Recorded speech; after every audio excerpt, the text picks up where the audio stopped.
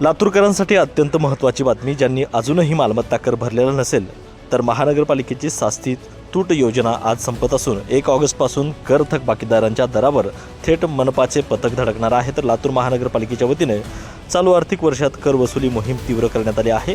थकबाकीदारांना दिलासा देण्यासाठी प्रशासनाने 100% दंड सूट योजना लागू केली आहे. या योजनेचा फायदा घेत आतापर्यंत 6,500हून अधिक नागरिकांनी आपला थकीत टॅक्स भरला आहे. काही नागरिकांच्या विनंतीवरून प्रशासनाने या योजनेला मुदतवाढ दिली आहे. मात्र आज या शास्ती सूट योजनेचा शेवटचा दिवस आहे.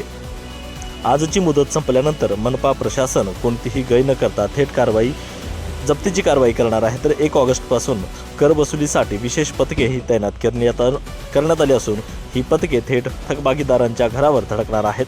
त्यामुळे दंडात्मक कारवाई आणि जप्ती टाळण्यासाठी आजच आपला कर भरण्याचं आवाहन महानगरपालिकेने केलं आहे. नुकतेच महानगरपालिकेकडून शासकीय करामध्ये मुदतवाढ देण्यात आलेली आहे, जे की ते अपेक्षित नाही आहे. पण बरेच व्यापारी अजून आहेत, तर त्या संदर्भात आपली काय प्रतिक्रिया? यावर्षी आम्ही वर्षाच्या सुरुवातीपासूनच शास्ती सूट जी आहे ती थकबाकीदारांसाठी योजना लागू केली होती आणि त्याला नागरिकांचा भरघोस असा प्रतिसादसुद्धा मिळाला आहे. तथापि काही नागरिकांनी मागणी केली होती की या योजनेस मुदतवाढ देण्यात यावी.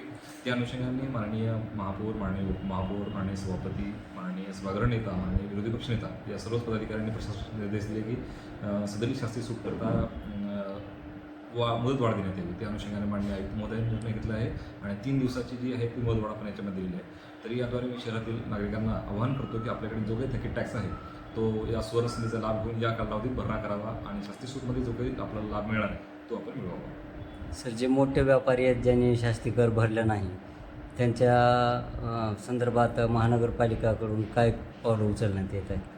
निश्चितच जे मोठे थकबाकीदार आहेत त्यांना वारंवार आपण सूट योजना लागू करत आहोत आणि त्यांना टॅक्स भरण्याचं आव्हान प्रशासनामार्फत करण्यात येत आहे. तथापि एवढं करूनही ज्यांनी टॅक्स भरणार नाही त्यांच्या मालमत्तावर जप्तीची कारवाई महापालिका प्रशासनामार्फत करण्यात येणार आहे.